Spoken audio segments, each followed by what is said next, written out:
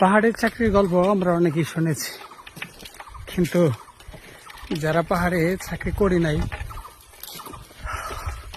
তারা কখনো যারা পাহাড়ে চাকরি করে তাদের কষ্টটা উপলব্ধি করতে পারবে না। তো এই যে পাহাড়, যেখানে কোনো মানুষের অস্তিত্ব খুঁজে পাওয়া যায় না, আর সেই জায়গায় বিজিবি তাদের সর্বোচ্চ ত্যাগ স্বীকার করে, জীবনের সাথে যুদ্ধ করে।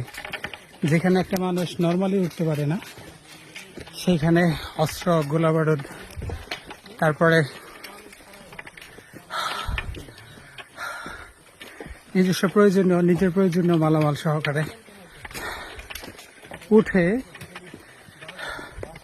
সীমান্তের শেষ প্রান্তে, সেটা হোক পাহাড়, সেটা হোক সমুদ্র, শেষ প্রান্ত পর্যন্ত পৌঁছে দেশের সেবা করে। আসলে ভোলার মতো না। আর এই কষ্ট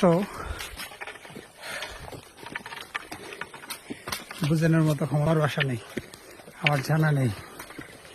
তো ভালো থাকুন সবাই। তারপরেও যারা বিজিবিকে নিয়ে বিভিন্ন ধরনের মন্তব্য করেন যে তারা কি করে,